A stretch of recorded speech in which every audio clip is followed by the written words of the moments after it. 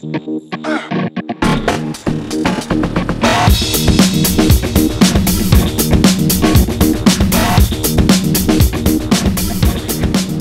we're here with Doug Heintzman, the director of Lotus Strategy. Doug, where did you grow up? I grew up in Montreal, in Quebec, in Canada. And where'd you go to school?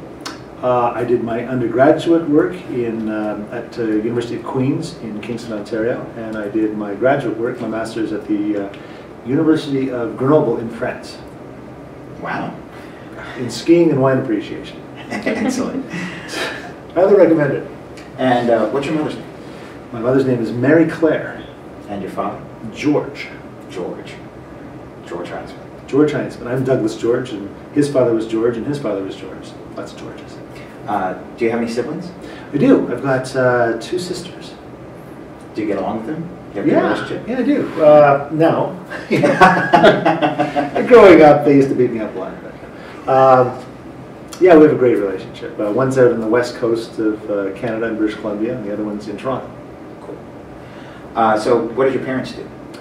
My mother did lots of things. Amongst other things, she's actually an international figure skating judge. And so I grew up around figure skating. I've been to some really interesting competitions around the world. And my father was an IBMer, or was an IBMer, and he was the national CAD/CAM CATIA industrial manufacturing specialist for IBM Canada. So you're second generation? Yes, I am a second generation. What is the Heintzman Piano Factory? My great-great-grandfather came over from Berlin, Germany, and actually, it was interesting, came over on a boat, arrived in New York City, went to work with a man by the name of Steinweg, who later changed his name to Steinway, and my grandfather, he's obviously started Steinway piano, so my grandfather started, or great-great-grandfather started Heintzman piano, and they were sold worldwide, and I've got one. Very nice instruments. Do you play? I actually play more guitar than piano. I play around a little bit, but not all that well, unfortunately. Me neither. A bit of a disappointment to the family. I pretend. Yeah. How did you join IBM? Wow. I came back. I did my master's in international economic and social administration.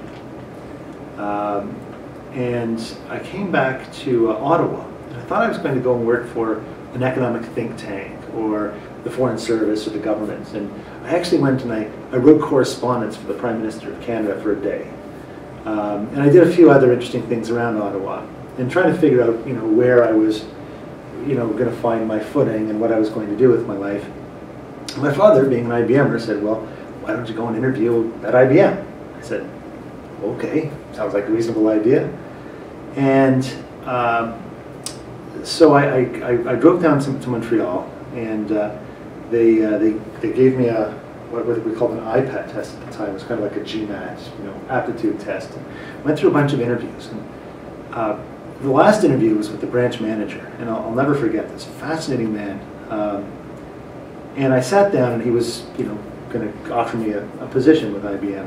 And before I accepted, or probably before he even offered it, I asked him. I said, why would you hire someone like me?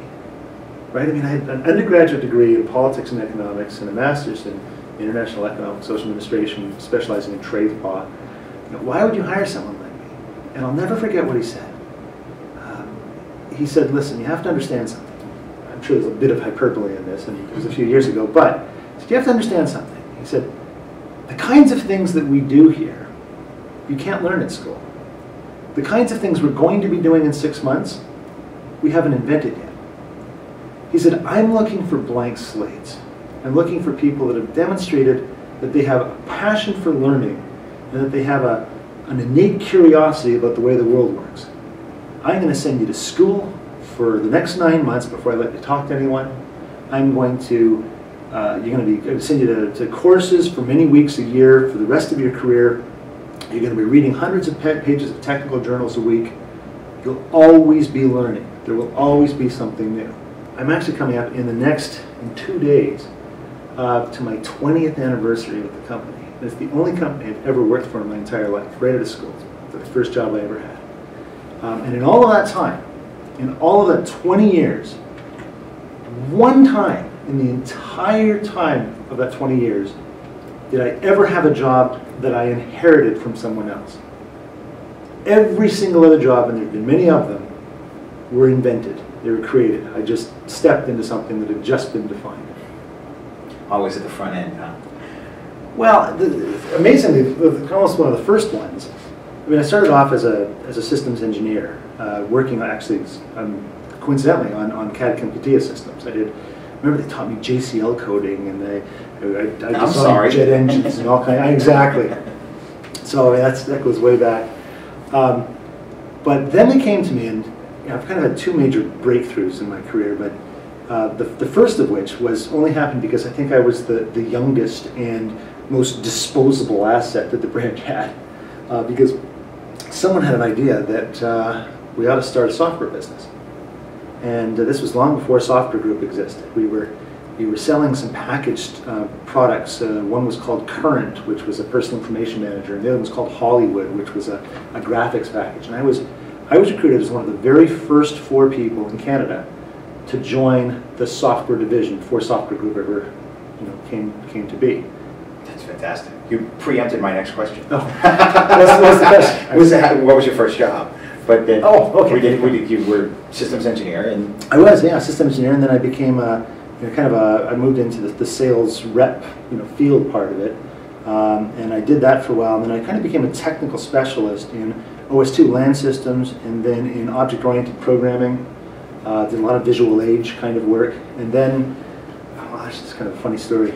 I got frustrated. I was visiting with a client, and I came back to the office, and this client had just finished going on and on and on about how they had just been to Redmond, got the Redmond religion, and how they'd been over to Bill Gates' house for dinner, and a whole thing. And I got a little frustrated, and I sat down that night, and I spent a couple hours, and I wrote 2 pages of what could be loosely described as a business case, and also a bit of a rant.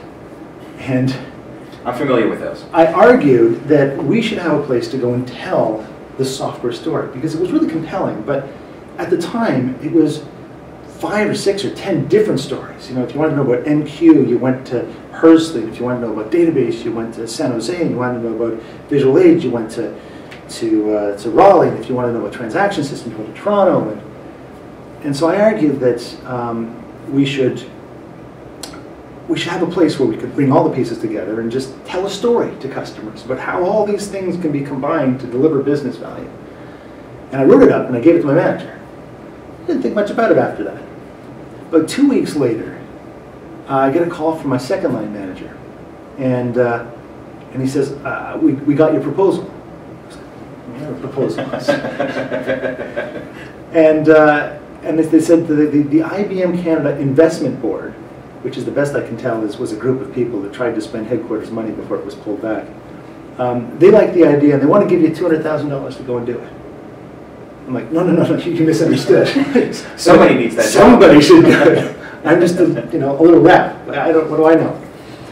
So they said, well, who else should do it? I said, well, I don't know. I said, well, why don't you try? So I called up one of my very best friends in Toronto, whose name is Ron Sebastian. Yeah, everybody knows Ron. And I kind of told him what the situation was, and he said, well, that sounds interesting. And so the two of us built this experience. It was an 8.5-hour long presentation that started with a demonstration of a web-based application, and then decomposed it over a period of 8 hours to show all the component pieces that were used to build it. Told customer stories and did demonstrations and talked features and functions, the next thing, and put it all together, and by the end of the day rebuilt it from piece parts. And no one had ever done this before.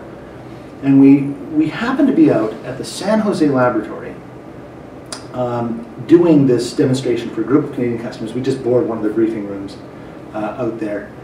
And it so happened that there was a fellow who was a director at IBM who was responsible for the executive briefing centers. And he was walking around talking to his people there. And they said, well, what are these people doing? And they said, well, we don't know. It's a bunch of Canadians, and they're using the room. They're doing whatever Canadians do. Yeah. And you don't stop.